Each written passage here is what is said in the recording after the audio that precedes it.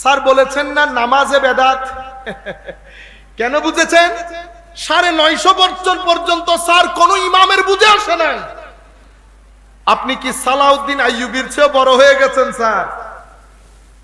যে জিনিস সালাহুদ্দিন আইয়ুবীর বুঝে আসে নাই সেটা আপনার বুঝে এসে গেছে। স্যারকে বলছি, স্যার কি করলেন আপনি এই কাজ? সামান্য একটা কথা বলে আপনি হয়তো বুঝতেছেন না, আপনি যেই জায়গা থেকে কথা বলেছেন ওই জায়গা থেকে কথা বলে লাখো তরুণকে আপনি গোরামির দিকে ঠেলে দিয়েছেন। আপনাকে বিনয়ের সাথে অনুরোধ করব, বুখারী শরীফ খুলেন, কিতাবুল খাওয়ারেজ, খারেজিদের অধ্যায় পড়েন, ইসলামের ইতিহাসে খারেজিদের অধ্যায় পড়েন। কি হত্যাযোগ্য খারেজিরা করেছে সেই যুগ থেকে এই যুগ পর্যন্ত। আপনি একবারও চিন্তা করেন নাই নুরুল ইসলাম ফারুকীকে যেই ব্যক্তি হত্যা করেছে সেই ব্যক্তিও কিন্তু এই বেদাতের প্রবক্তা। সাইদ রমাদান বুদ্ধিকে সিরিয়াতে যারা হত্যা করেছে তারা এই বেদাতের প্রবক্তা। মুসলমান দেশে যারা যেখানে বোমাবাজি করেছে প্রত্যেক ব্যক্তি এই বেদাতের প্রবক্তা। তারা মনে করে আমরা মুসলমান না, আমরা মুসলমান না। তারা মনে করে আমি যেহেতু মিলাদ মাহফিল করি আমি মুসলমান না, বেদাতি। মাজারে যাই আমি বেদাতি, মিলাদুন নবী করি বেদাতি, মাযহাব অনুসরণ করি বেদাতি। আপনি বেদাত মানি যেহেতু মুসলিম সমাজে বেদাত করছেন সেই হেতু আপনাকে হত্যা করলে কোনো দোষের কোনো কিছুই নাই। এই মেসেজটা স্যার আপনি জাতিকে দিয়ে দিয়েছেন।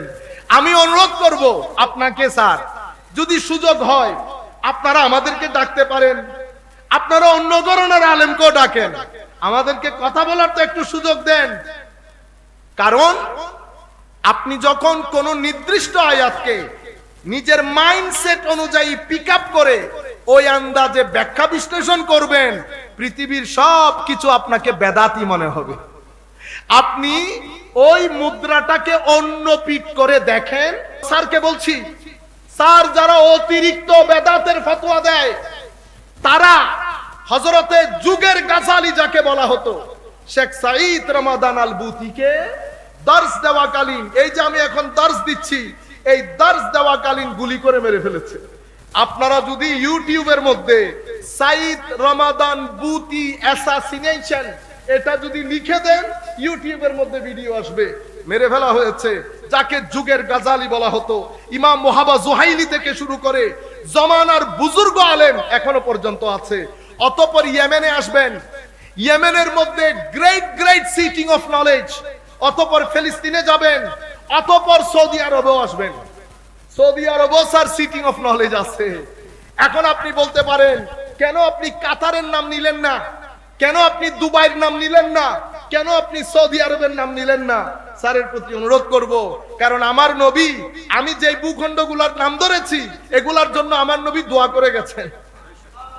আমার নবী দোয়া করে গেছেন, কি বলেছেন? আল্লাহুম্মা বারিক লানা ফি শামিনা, আল্লাহুম্মা বারিক লানা ফি ইয়ামানিনা। মাওলা আমার শামকে বরকত দান করো, আল্লাহ আমার ইয়েমেনকে বরকত দান করো। উপস্থিত এক সাহাবী বলেছেন আফি নাজদিনা ইয়া রাসূলুল্লাহ, হুজুর আমার নজদের জন্য দোয়া করেন। আমার নবী নজদের জন্য দোয়া করে নাই, বরং বলেছেন এখান থেকে শয়তানের শিং উঠবে, শয়তানের শিং। তাহলে সেই যুগ থেকে গত 1100 বছর অথবা 1000 বছর, আরো কম করে দেন, 900 বছর উম্মতের সাধারণ শ্রেণী, উলামা শ্রেণী আজকের দিন পর্যন্ত শাসক থেকে শুরু করে সিফাসালার থেকে শুরু করে সবাই এক বাক্যে আকীদার ক্ষেত্রে 2 ইমামের এক ইমাম, মাযহাবের ক্ষেত্রে 4 মাযহাবের এক মাযহাব, তরিক সুলুকের ক্ষেত্রে যে কোনো একজন আল্লাহর ওলি। এই 3 জনকে কেন্দ্র করে, 3টা গ্রাউন্ডকে কেন্দ্র করে গত 900, 950, 1000 বছর পর্যন্ত উম্মতের পরিচয় ছিল মুসলিম উম্মাহ, আর আরেকটা পরিচয় আহলুস সুন্নাতে ওয়াল জামাআহ। কেন? আমরা খারেজি না, আমরা রাফেজি না, আমরা শিয়া না, আমরা জাবরিয়া না, কাদরিয়া না, মুতাজিলা না।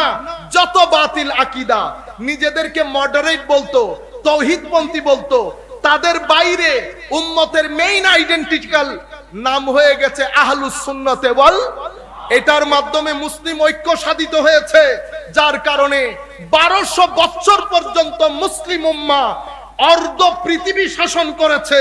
সেই অর্ধ পৃথিবীর মধ্যে স্পেন ছিল। কি ছিল? স্পেন ছিল। স্পেন থেকে সিন্ধু প্রদেশ পর্যন্ত মুসলিম উম্মাহ কখনো মদিনার জমিনে বসে, কখনো বাগদাদের জমিনে বসে, কখনো তুর্কির জমিনে বসে শাসন করেছে। উম্মতে মুসলিমার ঐক্যবদ্ধ নাম ছিল আহলুস সুন্নাতে ওয়াল জামাত। বুঝে গেছেন এতটুকুন? এখন আসেন ভাঙ্গন। এখন কি ভাঙ্গন? এখন মুসলিম উম্মার কোর্ট থেকে এই বলটা সরে গিয়ে ওয়েস্টার্ন কান্ট্রি কোর্টে চলে গেছে। ওয়েস্টার্ন কান্ট্রি মুসলিম উম্মাকে তাদের অগ্রযাত্রা রোধ করার জন্য ওই মেথোডোলজি তিনটা, উদ্দেশ্য তিনটা, যেটা প্রথম যুগে মসজিদ করে করা হয়েছিল, সেই প্রোগ্রাম কয়টা? কি কি? কুফরান, এই যে কুফর, সেই কুফরকে পৃথিবীর রন্ধ্রে রন্ধ্রে পৌঁছিয়ে দেওয়া।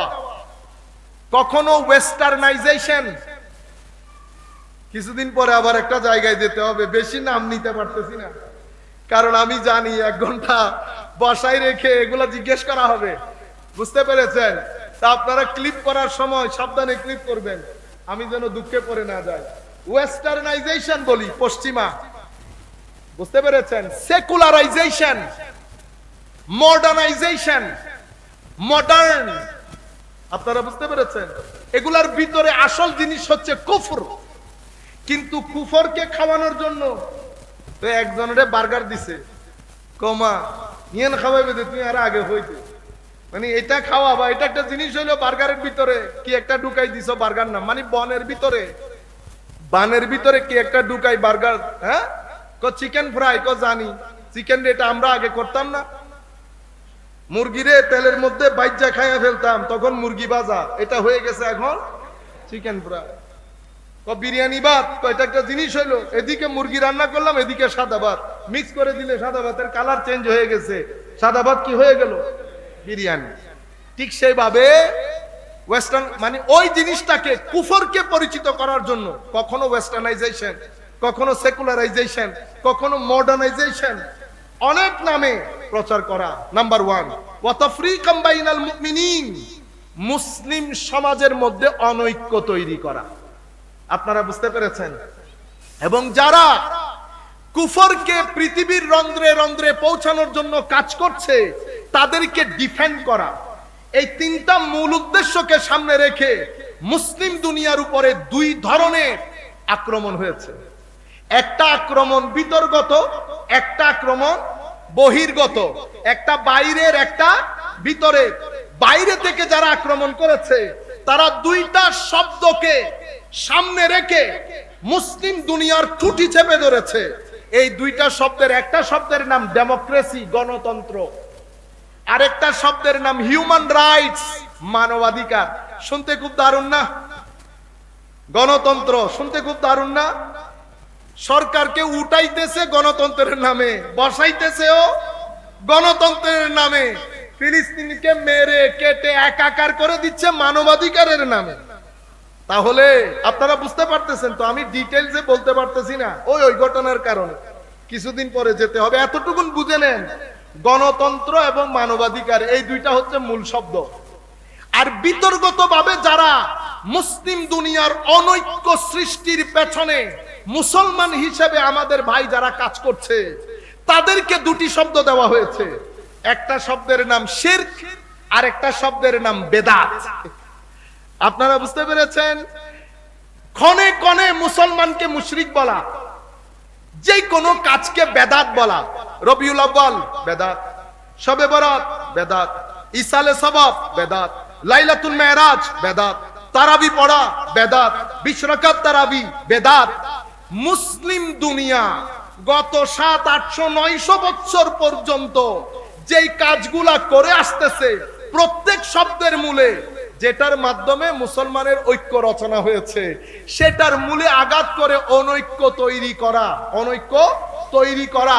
এটার জন্য 2টি শব্দ মুসলমান তরুণ প্রজন্মের কানে কানে পৌঁছিয়ে দিতে গত 2016 সাল পর্যন্ত গত 70 বছরে মুসলিম দুনিয়ার উপরে 65,000 কোটি টাকা খরচ হয়েছে। কয় কোটি? এর চেয়েও বেশি কম হবে? আপনারা বুঝতে পেরেছেন? অনরব এত তাড়াতাড়ি অধৈর্য হইতো না। আমি এখনো সূচনা বক্তব্যে আছি, মূল বক্তব্যে যাই নাই। ধৈর্য ধারণ করতে হবে। বহুত বড় জিহাদ, বহু বড়। আমার যতটুকুন সওয়াব, আপনাদের সওয়াব তারও বেশি, আপনাদের সওয়াব তারও বেশি। তাইলে কয়টি শব্দ মুখস্থ করে ফেলতে হবে? একটা হচ্ছে ডেমোক্রেসি, গণতন্ত্র, আর একটা হচ্ছে হিউম্যান রাইটস, মানবাধিকার। এদিকে শিরক এবং বেদাত। এই বেদাত বলে বলে মুসলিম উম্মার তরুণ প্রজন্মের কানে পৌঁছানো হয়েছে। মুসলিম সমাজ বেদাতে ভরে গেছে। সেটা আমার স্যার যে নতুন বলেছেন তা না, স্যার অনেক দিনের কথাকে নিজের মুখে প্রচার করেছেন, জাতির সামনে তুলে ধরা হয়েছে। কারণ উন্নত বিশ্ব চাচ্ছে পৃথিবী যেন গডলেস হোক। তো গডলেস দুনিয়া বানানোর জন্য তরুণ প্রজন্মকে মাজার বিমুখ করা। কি বিমুখ করা? মাজার বিমুখ। মাজারের জিয়ারতে দোষ নাই, এটা আমরা বলতেছি না। সংস্কার দরকার, সংস্কার হবে। আপনারা বুঝতে পেরেছেন? সংস্কার হবে, কিন্তু মাজার বিমুখ করা, মাজার পূজা, মাজার পূজা, মাজার পূজা। আমাদের ভাইদের মাধ্যমে ভাইদেরকে জিজ্ঞেস করতে ইচ্ছে করে, ভাই মুসলমান দুনিয়ার মানুষ ভাত পায় না, চাল পায় না, ডাল পায় না। কেউ আওয়ামী লীগ করে, কেউ বিএনপি করে, কেউ জাতীয় পার্টি করে, সাদাবাজি করেও খাইতে পারতেছে না, কারণ টাকা নাই পকেটে। কিন্তু আমার ভাইদের কাছে এত টাকা। আওয়ামী লীগ, বিএনপি, জাতীয় পার্টি আরো কি কি আছে না, কিছু রাখতেছে। এই কমিউনিটি সেন্টার মোড় থেকে কর্নেলহাট যাওয়া পর্যন্ত রাস্তা আছে বাকি। উভয় পাশে কি? উভয় পাশে সব ব্যান না? সেই ব্যান আমরা সবাই দেখতেছি না? কখনো আমাদের আওয়ামী লীগের বাইরে খেয়েছে, এখন আল্লাহ পাক জানে কারা খাইতেছে। হ্যাঁ, রেসিডেন্সিয়াল এরিয়াতে গার্মেন্টস হয়। রেসিডেন্সিয়াল এরিয়াতে, আমি জানি আপনাদের খারাপ লাগবে, আমার একটা সমস্যা হচ্ছে, আমার ভয় লাগে না। আপনারা বুঝতে পারতেছেন? রেসিডেন্সিয়াল এরিয়াতে গার্মেন্টস হয়। আপনি না শহরে থাকেন, আমি শহরে থাকি না, আমি এই দেশে থাকি, এলাকায় থাকি। আপনার দাফনটা কিন্তু ঠিকই আমাদের কবরস্থানে এসে করবেন, আপনার মসজিদের কবরস্থানে। রেসিডেন্সিয়াল এরিয়াতে কেমনে গার্মেন্টস হয়? গার্মেন্টস করে কাট্টলি এলাকার মতো একটা আজিম এলাকাকে বরবাদ করে রেখে দিয়েছে। সব জায়গায় রাজনীতিকরণ। সেই কারণে মনে শান্তি, লাখ টাকা, মনে শান্তি নাই। তো বলতেছি, আমাদের ভাইয়েরা এই 2-4 টাকা তুলে খাইতে পারতেছে না, কিন্তু আমাদের ভাইয়েরা ওমা মেডিকেল, ব্যাংক করতে করতে এখন আমার স্বাভাবিক একটা ছোট ছেলেরও তো প্রশ্ন জাগবে, হুজুর মুসলমানরা গরিব, আপনারা এত পয়সা লাগে না? কেউ না কেউ তো দিয়েছে। কে দিয়েছে? কেন দিয়েছে? কি কারণে দিয়েছে? আপনারা বুঝতে পেরেছেন? বেদাত এবং শিরকের এই দুইটা প্রোডাক্ট আপনাদেরকে বুঝে, আপনাদের ব্রেইন ওয়াশ করার জন্য, জাতির মধ্যে বিভাজন করার জন্য, উগ্রতাবাদী যেই ধর্ম, যেটা আমার নবীর জমানায় যুলখুয়াইসার আত-তামিমির মাধ্যমে শুরু হয়েছে, যেটার মাধ্যমে পরবর্তীতে খারেজিয়ত অস্তিত্বে এসেছে, যেটার মাধ্যমে কারবালা হয়েছে, যেটার মাধ্যমে অতঃপর সলফিবাদ, এর পরবর্তীতে তাইমিবাদ, এর পরবর্তীতে আমাদের মিডল ইস্ট, নাম আর বলতেছি না, মিডল ইস্ট।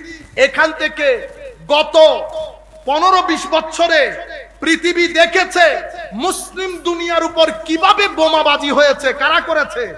আজকে না আমেরিকা করতেছে, পাকিস্তানের বোমাবাজি, সিরিয়ার বোমাবাজি, ইয়েমেনের বোমাবাজি। এই যে সাইদ রমাদান বুতিকে হত্যা করা, নুরুল ইসলাম ফারুকিকে হত্যা করা, 2006 সনে বাংলাদেশের বিভিন্ন অঞ্চলে বোমাবাজি করা, এটা কারা করেছে? আমাদের ভাইয়েরা করেছে। বুঝে হোক, হোলি আর্টিজানের ঘটনা কে করেছে? স্যারকে বলছি, স্যার কি করলেন আপনি এই কাজ? সামান্য একটা কথা বলে আপনি হয়তো বুঝতেছেন না, আপনি যেই জায়গা থেকে কথা বলেছেন ওই জায়গা থেকে কথা বলে লাখো তরুণকে আপনি গোরামির দিকে ঠেলে দিয়েছেন। আপনাকে বিনয়ের সাথে অনুরোধ করব, বুখারী শরীফ খুলেন, কিতাবুল খাওয়ারেজ, খারেজিদের অধ্যায় পড়েন, ইসলামের ইতিহাসে খারেজিদের অধ্যায় পড়েন, কি হত্যাযজ্ঞ খারেজিরা করেছে সেই যুগ থেকে এই যুগ পর্যন্ত। আপনি একবারও চিন্তা করেন নাই নুরুল ইসলাম ফারুকীকে যেই ব্যক্তি হত্যা করেছে সেই ব্যক্তিও কিন্তু এই বেদাতের প্রবক্তা। সাইদ রমাদান বুদ্ধিকে সিরিয়াতে যারা হত্যা করেছে তারা এই বেদাতের প্রবক্তা। মুসলমান দেশে যারা যেখানে বোমাবাজি করেছে প্রত্যেক ব্যক্তি এই বেদাতের প্রবক্তা। তারা মনে করে আমরা মুসলমান না, আমরা মুসলমান না। তারা মনে করে আমি যেহেতু মিলাদ মাহফিল করি আমি মুসলমান না, বেদাতি। মাজারে যাই আমি বেদাতি, মিলাদুন নবী করি বেদাতি, মাযহাব অনুসরণ করি বেদাতি। আপনি বেদাত মানি যেহেতু মুসলিম সমাজে বেদাত করছেন সেই হেতু আপনাকে হত্যা করলে কোনো দোষের কোনো কিছুই নাই। এই মেসেজটা স্যার আপনি জাতিকে দিয়ে দিয়েছেন। আমি অনুরোধ করব আপনাকে স্যার, যদি সুযোগ হয় আপনারা আমাদেরকে ডাকতে পারেন, আপনারা অন্য ধরনের আলেমকেও ডাকেন, আমাদেরকে কথা বলার তো একটু সুযোগ দেন। কারণ আপনি যখন কোন নির্দিষ্ট আয়াতকে নিজের মাইন্ডসেট অনুযায়ী পিক আপ করে ওই আন্দাজে ব্যাখ্যা বিশ্লেষণ করবেন, পৃথিবীর সব কিছু আপনাকে বেদাতি মনে হবে। আপনি ওই মুদ্রাটাকে অন্য পিক করে দেখেন। আমি ব্যাকগ্রাউন্ড বলার পরে দ্রুততার সাথে মূল টপিকে ঢুকে যায়। এটা এখানেই রাখি, যেহেতু আপনারা বুঝতে পেরেছেন যে পৃথিবীতে এই পর্যন্ত আমার নবীর সময়কাল থেকে আজকের দিন পর্যন্ত মুসলিম দুনিয়ার মধ্যে কিছু ছেলেপুলে আছে যারা মাইন্ডসেটের দিক থেকে অতীব উগ্র। তারা মনে করে আমরা যে হানাফি মাযহাব অনুযায়ী নামাজ পড়ি শুদ্ধ না। স্যার বলেছেন না নামাজে বেদাত। কেন বুঝেছেন? 950 বছর পর্যন্ত স্যার কোন ইমামের বুঝে আসে নাই। আপনি কি সালাউদ্দিন আইয়ুবীর চেয়ে বড় হয়ে গেছেন স্যার? যে জিনিস সালাহুদ্দিন আইয়ুবীর বুঝে আসে নাই সেটা আপনার বুঝে এসে গেছে। আমি সালাউদ্দিন আইয়ুবী এক নামে বলে ফেলছি, যেটা সুলতান বাবরের বুঝে আসে নাই সেটা আপনার বুঝে এসেছে। আপনি আমাকে বলেন গত 900-1000 বছরে মুসলিম দুনিয়ার সেই কোন সিফা সালা আর্মি প্রধান যিনি মাযহাবকে বেদাত মনে করতেন, তরিকত তাসাউফকে বেদাত মনে করতেন? আমি আপনাকে স্মরণ করিয়ে দেই, সালাহুদ্দিন আইয়ুবী যেই সমস্ত সৈন্য অ্যাডভাইজার নিয়ে মুসলমান দুনিয়াকে আবার মসজিদে আকসা ফেরত দিয়েছেন, সেই উপদেষ্টা এবং সৈন্যদের ম্যাক্সিমাম হযরতে শেখ পীর মীর মহিউদ্দিন আব্দুল কাদের জিলানীর খলিফা এবং মুরিদিন ছিল। সেই জন্য পৃথিবী মনে করে মসজিদে আকসা ফেরত দেওয়ার ক্ষেত্রে বাহুবলের চেয়ে অন্তরের রুহানি বল বেশি ইউজ হয়েছে। সেই রুহানি বলের পেছনে দাঁড়িয়েছিলেন শেখ মহিউদ্দিন আব্দুল কাদের আল জিলানী রাদিয়াল্লাহু তাআলা আনহু। অতঃপর আমি আর এই বক্তব্য এখান পর্যন্ত না গিয়ে সরাসরি মূল কনসেপ্টে চলে আসি। সম্মানিত উপস্থিতি, এই শব্দটা বেদাত হয়েছে বলি না, আমি খুব সংক্ষিপ্ত আকারে দ্রুততার সাথে চলে যাই। প্রথমে বেদাত বলে কাকে? বেদাতের একটা শাব্দিক অর্থ আছে না? তো শাব্দিক দিক থেকে বেদাত হচ্ছে নতুন একটা জিনিস। আপনাদের বুঝার জন্য আমি একাডেমিক যারা শুনতেছেন তাদেরকে বলছি, এখানে অনেক কথা আমি সাধারণ মানুষ বুঝার জন্য বলছি। মূল বক্তব্যটা এমন কাজ যেটা এখন হচ্ছে, আগে কখনো হয় আলা গায়রি মিসালিন সাবিক, এর মিসাল আগে পাওয়া যায় না। এই ক্ষেত্রে আল্লাহ রাব্বুল আলামিন নিজেকে বলেছেন বাদিউস সামাওয়াতি ওয়াল আরদ। তাইলে বাদিউস সামাওয়াতি ওয়াল আরদ, আল্লাহ এই বাদিউ বাদা, বেদাতের যেটা মূল শব্দ, বাদিউরও একই মূল শব্দ। তাইলে বেদাত বলতেই কন্ডেমড না, যদি অ্যাপ্লিকেশন গলত হয় তখন কন্ডেম। বাদিউস সামাওয়াতি ওয়াল আরদ মানি আল্লাহ রাব্বুল আলামিন, যিনি আসমান জমিনকে পূর্বের কোন মেসাল বাদে, কোন এক্সাম্পল বাদে, কোন প্যাটার্ন বাদে যিনি না থেকে হ্যাঁ করেছেন তাকে বলা হয় বাদি। আর উর্দুর মধ্যে বলা হলে, আমি তার অত উর্দু জানি না, গ্রামাটিক্যাল ভুল হবে, বেদাত করনে ওয়ালা, বিধাত করনে ওয়ালা, বেদাত করেছেন মানি সৃষ্টি করেছেন কিসে? আসমান এবং জমিনকে কোন পূর্বের কোন মেসাল বাদে। এটার উপর ভিত্তি করে কোরআনে পাকের আরো একটা আয়াতে বলা হচ্ছে, কুল মা কুনতু বিদআম মিনার রুসুল। বিদআম, আপনারা শব্দের মধ্যে মিল খুঁজে পাচ্ছেন না? বিদআম, আমি নতুন কোন রসুল না। তাইলে বেদাতের মূল শব্দের মধ্যে একটা নতুনত্ব আছে, যাহা আগে হয় নাই। এখন বেদাতের পারিভাষিক অর্থ কি? পারিভাষিক অর্থ হচ্ছে, ইমাম ইবনু রজব হাম্বলি ওনার কিতাব জামিউল উলুম ওয়াল হিকাম, এই কিতাবের মধ্যে বলছেন, আল মুরাদু বিল বিদআ, বেদাতের উদ্দেশ্য হচ্ছে এমন কাজ যেটার উপরে শরীয়তের মধ্যে কোনো দলিল নাই। শরীয়তের মধ্যে কোনো দলিল নাই। সেই দলিল ডাইরেক্টলিও হতে পারে, সেই দলিল ইনডাইরেক্টলিও হতে পারে, প্রত্যক্ষভাবে হতে পারে, পরোক্ষভাবে হতে পারে। যদি শরীয়তের মধ্যে প্রত্যক্ষ পরোক্ষ কোনো দলিল না থাকে, এই কাজ যদি হয়, তখন এটাকে কি বলে? বেদাত বলে। আর যদি ওয়া আম্মা মা কানা লাহু আসলুম মিনাশ শারঈ ইয়াদুল্লু আলাইহি ফালাইসা বিবিদআতিন শারআন, যদি শরীয়তের মধ্যে, কোরআন হাদিসের মধ্যে এটার প্রত্যক্ষ পরোক্ষ দলিল থাকে, তো এইটা শারঈ বেদাত, যেই বেদাতকে আমার নবী পথভ্রষ্টতা বলেছেন, এই বেদাত হবে না। তাইলে সব বেদাত, সব বেদাত কি না? পরিত্যাজ্য না। আগে দেখতে হবে এটার কোন ডাইরেক্ট ইনডাইরেক্ট দলিল শরীয়তের মধ্যে আছে কিনা, অথবা এই দলিল শরীয়তের সাথে সাংঘর্ষিক হয়েছে কিনা। তাইলে আপনারা মোটামুটি এই শাব্দিক এবং পারিভাষিক। এখন হযরতে ইবনু হাজার আসকালানী রাদিয়াল্লাহু তাআলা আনহু, স্যার এই যে বলে ফেললেন বেদাত বেদাত হয়ে গেছে, খুব ভালো হইতো কোন একজন আলেম দেখে যদি জিজ্ঞেস করতেন, উম্মতে মুসলিমার বড় বড় আলেমগণ এই ব্যাপারে কি বলে গেছেন, আমাকে একটু শোনান। ইবনু হাজার আসকালানী ফাতহুল বারির মধ্যে উনি উল্লেখ করছেন, ওয়া তাহকিক, এই ব্যাপারে যদি মূল কথা বলতে হয়, মোদ্দা কথা, তো বলবো আন্নাহা ইনকানাত মিম্মা তানদারিজু তাহতা মুস্তাহসানিন ফি শারঈ ফাহিয়া হাসানা। যদি আমাদেরকে দেখতে হবে যে এই যে নতুন কাজ, এটার নেচার, প্রকৃতি কি, যদি এটা মুস্তাহসান হয়, ভালো হয়, তাইলে এটাকে তো আপনি কি বলতে পারবেন না? পরিত্যাজ্য বলতে পারবেন না। আর যদি এটা কবি হয়, খারাপ জিনিস, যেটার কোনো আসল দলিল শরীয়তের মধ্যে নাই, পরিত্যাজ্য। কিন্তু সবকিছুকে ডালাও ভাবে পরিত্যাজ্য বলতে পারবেন।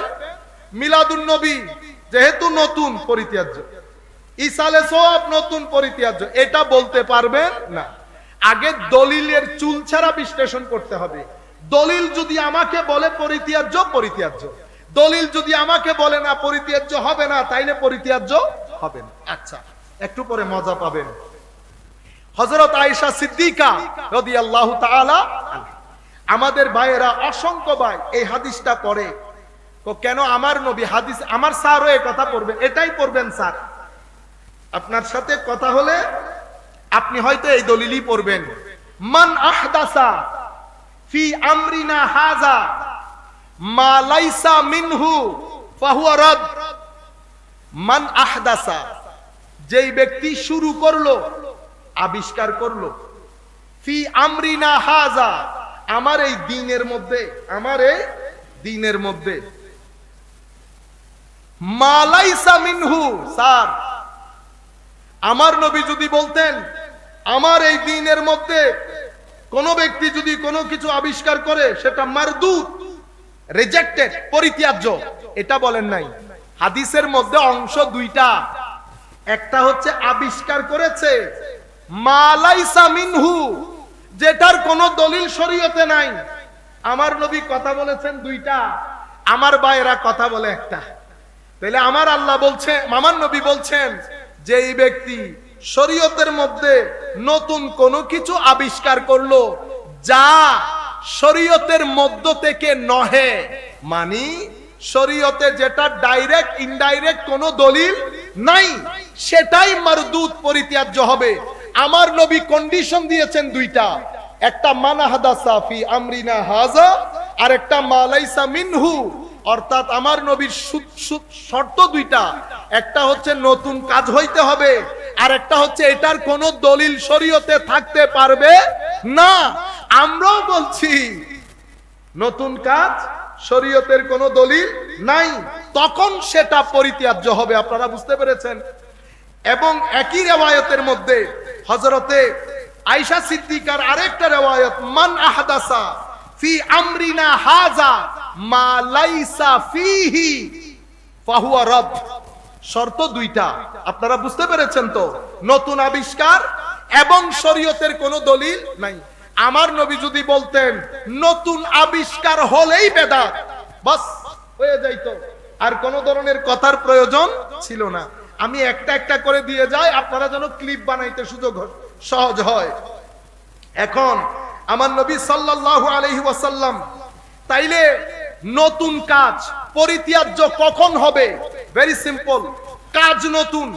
ঈদে মিলাদুন নবী আপনি যদি বলেন সাহাবায়ে কেরাম করেন নাই, আমরা করছি, আমরা পরে আসব, তাইলে আমি চেক কিভাবে করব? প্রথমে শরীয়তে এটার কোনো দলিল থাকতে পারবে না। উলামায়ে কেরাম যখন ওয়াজ করেন আগে কোরআনের আয়াত বলেন না, কোরআনের আয়াত পড়েন, তাইলে দলিল না থাকলে আয়াত পাইলো কোথায়? সেই দলিল ডাইরেক্ট হতে পারে, সেই দলিল ইনডাইরেক্ট হতে পারে। তাইলে বেদাত পরিত্যাজ্য হবে যদি সেটার উপরে কোনো ডাইরেক্ট বা ইনডাইরেক্ট দলিল না থাকে।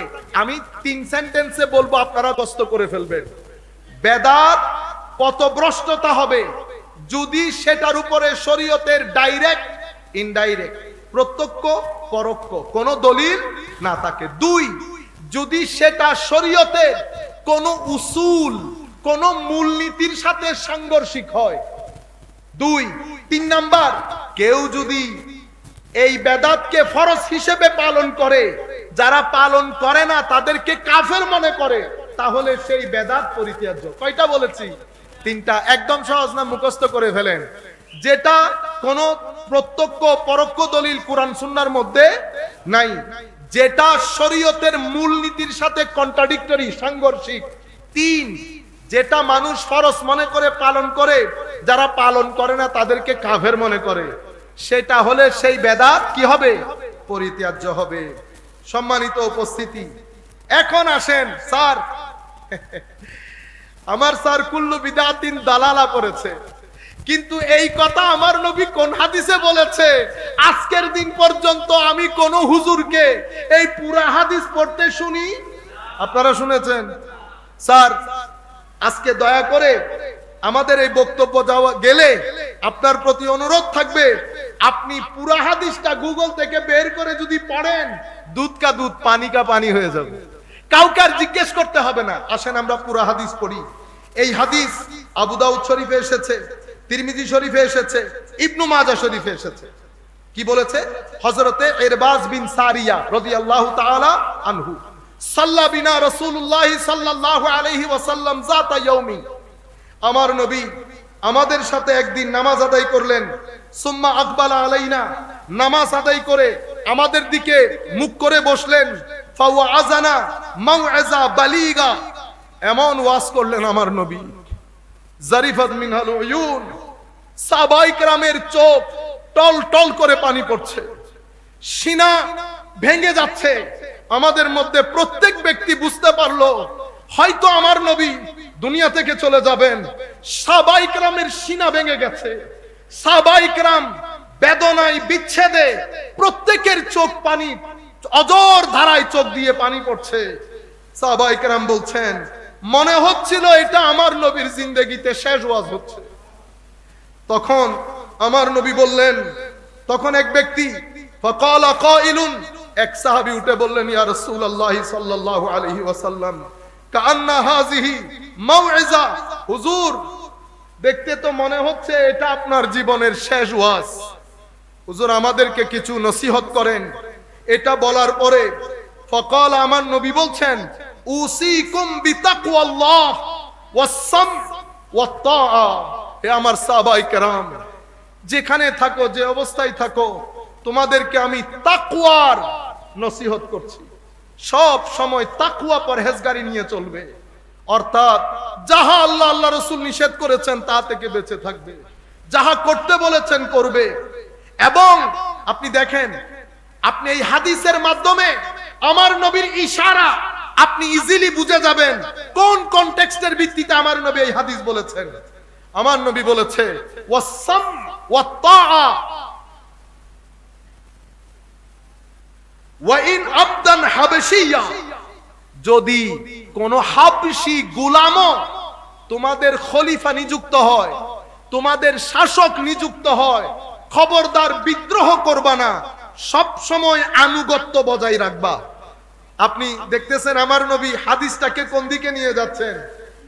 নসিহত করতে বলেছেন, আমার নবী তাকওয়ার নসিহত করলেন, শাসকের প্রতি আনুগত্যের নসিহত করলেন, বলেছেন কোন হাবশি গোলামও যদি শাসক হয় খবরদার বিদ্রোহ করবে না। এরপরে আমা ফাইন্নাহু মাইয়াইশ মিনকুম বাদি ফাসায়ারা ইখতিলাফান কাসীরা, কারণ তোমাদের মধ্যে কি বলছেন, তোমাদের মধ্যে যারা আমার পরে বেঁচে থাকবে, কাদেরকে বলছেন? সাহাবায়ে কেরামকে। তোমাদের মধ্যে যারা আমার পরে বেঁচে থাকবে তারা অনেক ইখতিলাফ দেখতে পাবে। কি দেখতে পাবে? অনেক ইখতিলাফ। ফাআলাইকুম বিসুন্নতি, ওই ইখতিলাফ মত পার্থক্যপূর্ণ পরিস্থিতিতে তোমরা আমার পদ্ধতি, আমার সুন্নাহ এবং আমার খুলাফায়ে রাশেদার পদ্ধতি সুন্নাহকে আঁকড়ে ধরবে। খবরদার, ওয়া সুন্নাতিল খুলাফাইল মাহদিয়িন আর রাশিদিন তামাসসাকু বিহা, এবং অর্থাৎ শক্ত করে ধরবে, এখান থেকে বিচ্যুত হবে না। খবরদার, ওয়া ইয়াকুম ওয়া মুহদাসাত আল উমুর, আমি নতুন নতুন সৃষ্ট ঘটনা থেকে বেঁচে থাকতে তোমাদেরকে তাগাদা দিচ্ছি। নতুন নতুন সৃষ্ট ঘটনা থেকে বেঁচে থাকতে তোমাদেরকে তাগাদা দিচ্ছি। ফাইন্না কুল্লা মুহদাসাতিন বিদআ, মনে রাখবা প্রত্যেক নতুন ঘটনা বেদাত হবে। ওয়া কুল্লু বিদআতিন দালালা, এবং সমস্ত বেদাত পথভ্রষ্টতার দিকে নিয়ে যাবে। আপনারা বলেন তো আমার নবী এখানে কি বুঝাতে চেয়েছেন? শাসকের কথা এসেছে, বলেছে তোমরা আমার পরে থাকলে অনেক ইখতিলাফ হবে, অনেক ইখতিলাফ হবে। ওই ইখতিলাফপূর্ণ পরিস্থিতিতে শাসকের প্রতি আনুগত্য বজায় রাখবে, আমার সুন্নাহ, আমার নিয়ম, আমার খুলাফায়ে রাশেদার নিয়ম সুন্নাহ আঁকড়ে ধরবে। নতুন নতুন পরিস্থিতি দেখলে খুলাফায়ে রাশেদা যে রাস্তা দিয়ে হেঁটেছে সেই রাস্তা দিয়ে হাঁটবে। মনে রাখবে, খুলাফায়ে রাশেদা আমার সুন্নতের বাইরে নতুন যত রাস্তা হবে বেদাত হবে, প্রত্যেক বেদাত পথভ্রষ্টতার দিকে নিয়ে যাবে। এটা কি আমার নবী মিলাদুন নবীর কথা বলছে? এটা হাদিস পড়লে এবং আমার নবীর পরবর্তীতে পরিস্থিতিগুলা পড়লে একটা পাগলও বুঝতে পারবে হাদিসের মধ্যে আমার নবী ইশারা কি দিয়েছেন। আমার নবীর পরে সাহাবায়ে কেরাম, ওই সময়কাল, পরবর্তী সময়কাল, উসমানে গনির সময়কাল, হযরত আলীর সময়কাল, আমি আপনাদেরকে একটা একটা করে দুই একটা বললে আপনারা বুঝতে পারবেন। আমার নবী দুনিয়া থেকে গিয়েছেন, আবু বকর সিদ্দিক তশরিফ আনলেন। আবু বকর সিদ্দিকের সময় এই মুসলমানদের মধ্যে কয়জন নবী দাবি করেছে? আপনারা একজনকে চিনেন, আরো অনেকজনকে চিনেন না। আসওয়াদ আনসা নবী দাবি করেছে, আমার নবী বলেছেন না? মুসাইলামাতুল কাজ্জাব নবী দাবি করেছে, তুলাইহাল আসাদি নবী দাবি করেছে। হযরতে আবু বকর সিদ্দিকের সময়কালে বাহরাইনের অঞ্চলে অসংখ্য মুসলমান দিন ছেড়ে মুরতাদ হয়ে গেছে, কেউ যাকাত দিতে অস্বীকার করছে। হযরতে উসমান গনির সময়কালে হযরতে ফারুক আজম শাহাদাত বরণ করেছে। কার হাতে? কার হাতে? কাফেরের হাতে। আমি জমিতুল ফালাই বলি নাই, এই বেদাত পন্থীদের হাতে, অতিরিক্ত বেদাত বলার লোকের হাতে। হযরতে আলী কাররামাল্লাহু ওয়াজহাউল করিম শাহাদাত বরণ করেছে। কার হাতে? অতিরিক্ত বেদাত বললে ওয়ালার হাতে। হযরতে উসমান গনি শাহাদাত বরণ করেছে। কার হাতে? অতিরিক্ত বেদাত বলনে ওয়ালার হাতে। ইমামে হাসান শাহাদাত বরণ করেছে। কার হাতে? অতিরিক্ত বেদাত বলনে ওয়ালার হাতে। ইমামে হুসাইনেরটা আপনাদের সামনে। অতঃপর অসংখ্য আলে রাসূল জীবন দিয়েছেন এই অতিরিক্ত বিদাত বলনে ওয়ালাদের হাতে। এভাবে আমার নবী সাল্লাল্লাহু আলাইহি ওয়াসাল্লাম, যেটার কারণে হযরতে আবু বকর সিদ্দিক রাদিয়াল্লাহু তাআলা আনহু বলেছেন, যা তোমরা আমার নবীর জামানায় দিতে এমন একটা রশি দিতেও যদি অস্বীকার করো, আমি তোমাদের বিরুদ্ধে যুদ্ধ করব। তোমরা যদি নামাজ, সালাত এবং যাকাতের মধ্যে ফারাক তৈরি করো, তোমাদের বিরুদ্ধে যুদ্ধ করব। এই আন্দাজে ফিতনার বাজার যখন আসমানে, তখন আমার নবীর জামানায় প্রথম বিদআত তৈরি হচ্ছে। আপনারা জানেন প্রথম বেদাত কি? প্রথম বেদাত হচ্ছে শানে রাসূলের রিসালাতে বেয়াদবি করা। মুসলমানদের মধ্যে প্রথম বেদাত করেছে যুলখুয়াইসারা আত-তামিমি। যুলখুয়াইসারা আত-তামিমি যেই ব্যক্তি আমার নবীকে বলেছেন যে আপনি যেই স্বর্ণ বন্টন করেছেন, আপনার বন্টন প্রক্রিয়া এটা ঠিক হয় নাই, এটা ঠিক হয় নাই। স্বজন প্রীতি করেছেন। আমার নবী বলেছেন, বেকুব বলে কি, আমি যদি আদালত প্রতিষ্ঠা না করি, আমি স্বজন প্রীতি করলে জামানার মধ্যে ন্যায় বিচারের কথা কে বলবে? সে পিঠ দিয়ে আমার নবীর দরবার থেকে চলে গেছে রাগ করে। ফারুক আজম বলেছে, ইয়া রাসূলুল্লাহ, আমাকে অনুমতি দেন, আমি এই ব্যক্তিকে হত্যা করি। সেই ব্যক্তিকে দেখিয়ে আমার নবী বলেছেন, ফারুক হত্যাযোগ্য না, তুমি এখন হত্যা করলে মুনাফিকরা বলবে মুহাম্মদ সাল্লাল্লাহু আলাইহি ওয়াসাল্লাম নিজের লোকজনকে হত্যা করা শুরু করেছে। সে ব্যক্তি পিঠ দিয়ে চলে যাচ্ছে। আমার নবী বলেছেন, এই ব্যক্তির উদর থেকে কিছু মানুষ আসবে, তাদের আশা বন্ধ হবে না, কিয়ামত পর্যন্ত আসবে। সারের প্রতি বিনয়ের সাথে অনুরোধ, আমার নবীর স্পষ্ট হাদিস, এই ব্যক্তির উদর থেকে কিছু মানুষ আসবে, কিয়ামত পর্যন্ত আসবে, তাদের আখেরি দল দাজ্জালের সাথে গিয়ে মিশবে। তারা আমার উম্মতকে হত্যা করবে, কাফেরকে ছেড়ে দিবে, মুখের কথা মিষ্টি হবে, অন্তর নেকড়ে বাঘের মতো হবে। নামাজ, তাসবিহ, তাহলিল, রোজা, যাকাত, মুসলমান সাহাবায়ে কেরামকে বলতেছেন তোমাদের চেয়েও বেশি হবে, তোমাদের চেয়েও বেশি হবে। কোরআনের তিলাওয়াত এমন ভাবে করবে মনে হবে কোরআন তাদের জন্য, তারা কোরআনের জন্য, অথচ কোরআন তাদের বিপক্ষে সাক্ষী দেবে। তারা কোরআন এমন ভাবে পড়বে জবান ভিজা থাকবে, এতদ সত্ত্বেও দিন থেকে বের হয়ে কতটুকুন যাবে? তো যেভাবে তীর ধনুক থেকে ছেড়ে দিলে যেভাবে তীর ফেরত আসে না, অনেক দূরে চলে যায়, সেভাবে দিন থেকে তারা খারিজ হয়ে যাবে। আপনারা বুঝতে পেরেছেন? সেই খারেজিয়ত, এই ফিতনা, আমার নবী কোন বেদাতের কথা বলেছেন আর আপনি কোন বেদাতে নিয়ে এসেছেন? আমার নবী খারিজিদেরকে বুঝাচ্ছেন, খবরদার, শাসক যেই হোক না কেন বিদ্রোহ করিও না। হযরতে নবী পাকের জামানায় বিয়াদবির মাধ্যমে নিজেদের আইডিওলজিক্যাল উত্থান করে। হযরত ফারুক আজমের জামানায় চুপ থাকে, যেহেতু লাঠি বড় ছিল, লাঠি বড় ছিল। উসমান গনির জামানায় আস্তে আস্তে দল পাকাইতে শুরু করে। আমরা করি না আমার ভাইয়েরা? এই মসজিদের মধ্যে আমরা ধরেন অন্য ধরনের নামাজ শিক্ষা দিব, যেটার দিকে আমার স্যার ইঙ্গিত দিয়েছেন, এমনি করে নামাজ পড়েছেন আমার নবী। কিন্তু ভাই আপনি কিন্তু আমার নবী পড়েছেন ওই হিসাবে না, আপনি একটা আইডিওলজিকে প্রতিষ্ঠা করতে চাইতেছেন।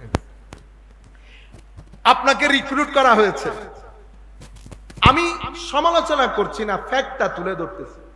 আমাদের ভাই এখানে অনেকেই ফাইন্যান্সিয়াল ক্রাইসিসের মধ্যে আছেন, অনেকে আছেন। তাকে যদি বলে ৬-৭ হাজার টাকা দিব, তুমি এই আন্দাজে নামাজ পড়ো, সে না আগে বুঝছে না পরে বুঝছে। তার তো কোনো দোষ নাই, তার টাকার দরকার। পেটে ভাত না থাকলে দিন শুদ্ধ রাখবে কি করে? সে মেনে নিয়ে, সেও জানে প্রত্যেক এলাকার মধ্যে একটা বড় ভাই থাকে, বড় ভাইয়ের পকেটে কিছু টাকা আসে। আপনারাই বলেন, বড় ভাই কিছু করে না কিন্তু চলে। কেমনে চলে?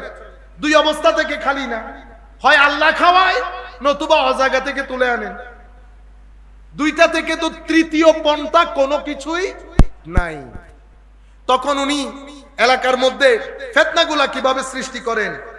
যেই মসজিদের মধ্যে দাপট বেশি, সেই মসজিদে 2 জন মুসল্লি 3 জন মুসল্লিকে হাত করে রুটি আর সোনাবুট পেঁয়াজু খাওয়াইয়া। বুঝতে পেরেছে? খেয়েছে। প্রথমে ধাক্কা মারে, যদি ইমাম শক্ত হয় ইমাম, খতিব শক্ত হলে খতিব। এখান থেকে আমি কালকে জুমায় বলবো, আজকের বক্তব্য এখান পর্যন্ত শেষ, যেহেতু মূল টপিক থেকে সরে যাচ্ছে। এখান থেকে কালকে বলবো। এভাবে উম্মতে মুসলিমার মধ্যে গত 1100 বছর পর্যন্ত উম্মত মাযহাব অনুসরণ করেছে। ফতোয়া এসেছে বেদাত, উম্মতের মধ্যে দ্বৈততা তৈরির জন্য। 1100 বছর পর্যন্ত উম্মতের সমস্ত উলামা কোন না কোন একজন তরিকতের ইমামের সাথে যুক্ত। সেটা ইমামে আজম হলেও যুক্ত, সেটা ইমামে আজম হলেও যুক্ত। সেই যুগ থেকে এই যুগ পৃথিবীর হেন কোনো আলেম নাই যার কোনো তরিকতের ইমাম নাই, যার কোনো তরিকতের শিক্ষক নাই। আজকের দুনিয়া পর্যন্ত, সেটা আলী জুমা হোক, সেটা হযরতে শেখ সাইদ রমাদান বুতি হোক, শাইখুল ইসলাম ডক্টর তাহেরুল কাদরি হোক, যেই ব্যক্তি হোক না কেন, একজন ইমাম আছেন পিছনে। বলে দেওয়া হলো তরিকত তাসাউফ বেদাত, তরিকত তাসাউফ বেদাত। মূল ফতোয়া দিয়েছে বাইরে থেকে। তাইলে মাযহাব বেদাত, তরিকত তাসাউফ বেদাত। এবং আমরা কে? আমরা মুসলমান। আমাদের অন্য কোনো পরিচয় নাই। আল্লাহ রাব্বুল আলামিন আমাদের পরিচয় দিয়েছেন, ওয়াসাম্মাকুম মুসলিমিন, আমরা মুসলমান। আমরাও জানি আমরা মুসলমান। আপনারা বুঝতে পেরেছেন? আমরা মুসলমান। এখন আমাদের তানভীর আজারি সাহেব যদি বলে এয়ারপোর্টের মধ্যে যে আপনি কোন জায়গার, বাংলাদেশ এয়ারপোর্টে, ঢাকা এয়ারপোর্টে, সে যদি বলে আমি কোন, আমি বাংলাদেশের, বাংলাদেশ, আমরা বাংলাদেশে আছি তো এখন, আপনি কোন জায়গার? তো আমি কোন জায়গা মানি না, এদেশ বাংলাদেশ, এখানে কোনো চিটাং থাকবে না, ঢাকা থাকবে না, সিলেট থাকবে না, শুধু বাংলাদেশ। বেরিতে পারবে? আর কোন জায়গায় নিয়ে যাবে? 2 জায়গার খালি না, হয় পাবনা নয় জেলখানা, 2টা থেকে একটা। ও ভাই, আমি বাংলাদেশি, আমি মুসলমান, সেটা জানি, কিন্তু কোন মুসলমান সেটার ক্ষেত্রে উম্মতের পরিচয় আহলুস সুন্নাতে ওয়াল জামাত। সেই তারিখ থেকে আজকের ফর্ম ফিলআপও যখন করেন, বর্ণের মধ্যে সুন্নি লেখেন না, এটার কারণে লিখেন। সম্মানিত উপস্থিতি, তাহলে হযরতে উসমানে গনির জামানায় ইনারা আইডিওলজিক্যালি প্রতিষ্ঠিত হতে থাকে। হযরত আলীর জামানায় বিদ্রোহ ঘোষণা করে, লাখ হত্যাযজ্ঞ হয়, হযরত আলী যুদ্ধ করতে হয়েছে। আমার নবী ইশারা দিয়েছে এই বেদাতের দিকে, আর আপনি ওই বেদাতকে নিয়ে গেছেন মিলাদুন নবীর দিকে।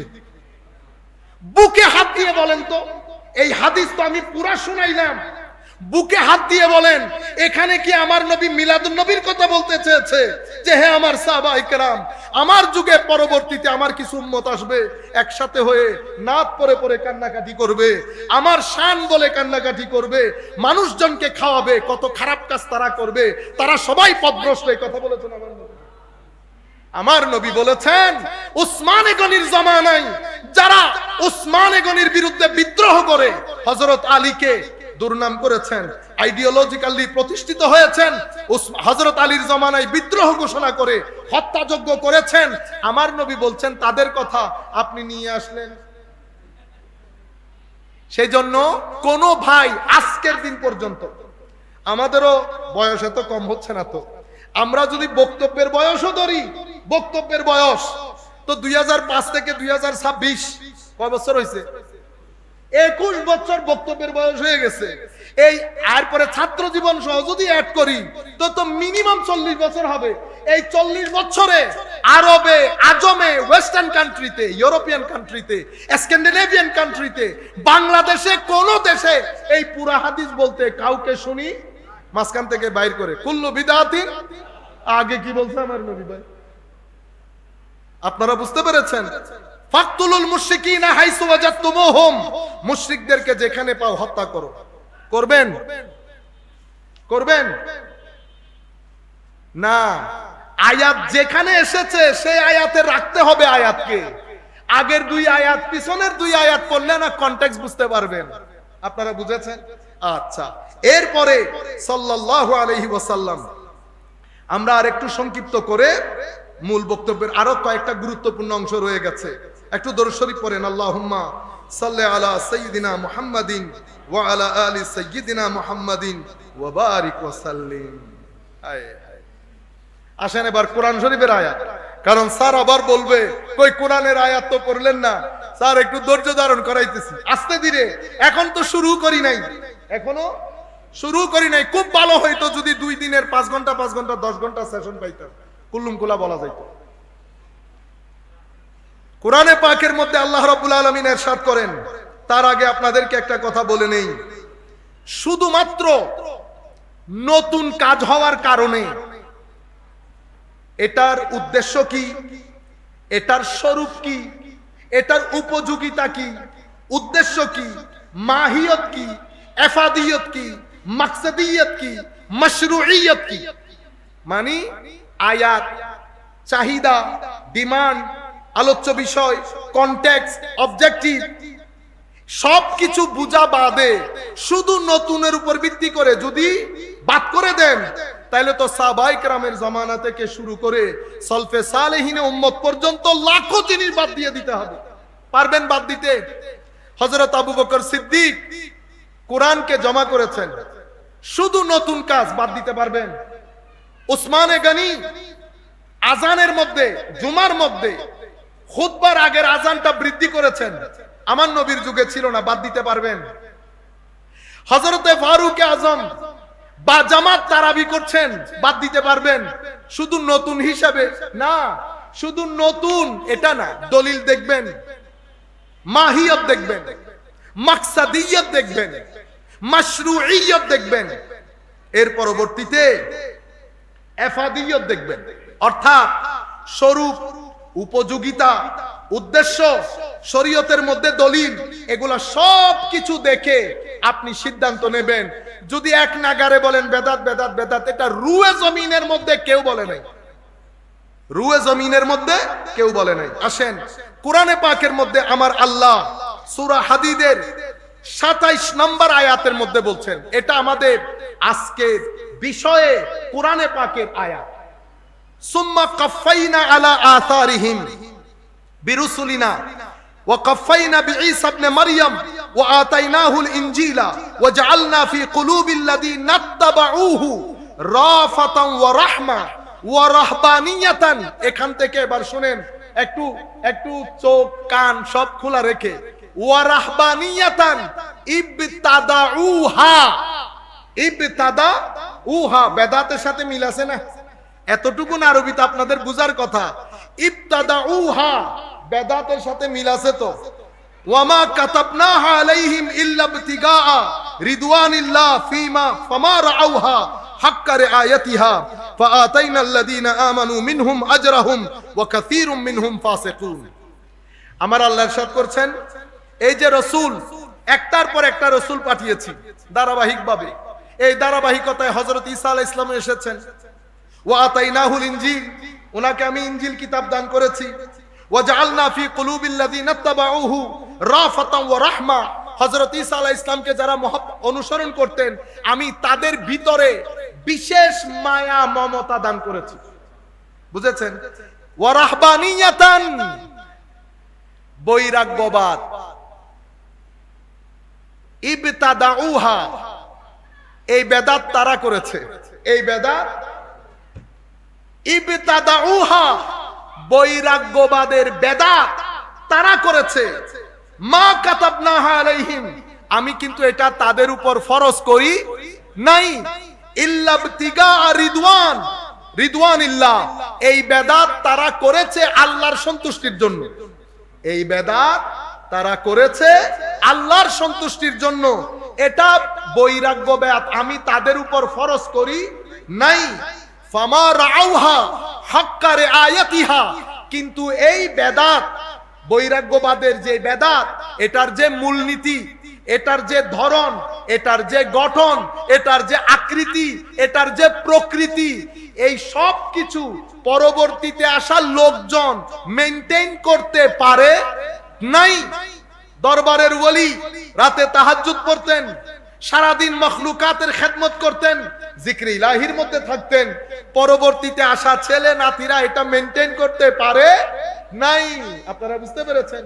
পাহাড়ে চলে গেছে, আল্লাহ উনাদের আজর উনাদেরকে দান করেছেন, জমানার মধ্যে রাজা বানিয়ে দিয়েছেন, মুকুটহীন সম্রাট বানিয়ে দিয়েছেন, কিন্তু পরবর্তীতে আসা আওলাদরা সেই আদব রক্ষা করতে পারে নাই।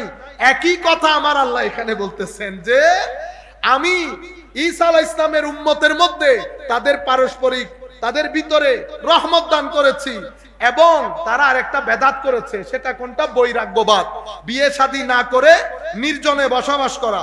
এটা কিন্তু আমি তাদের উপর ফরজ করি নাই, এটা তারা নিজে নিজে বেদাতটা করেছে। কিন্তু কেন করেছে? আল্লাহর সন্তুষ্টির জন্য।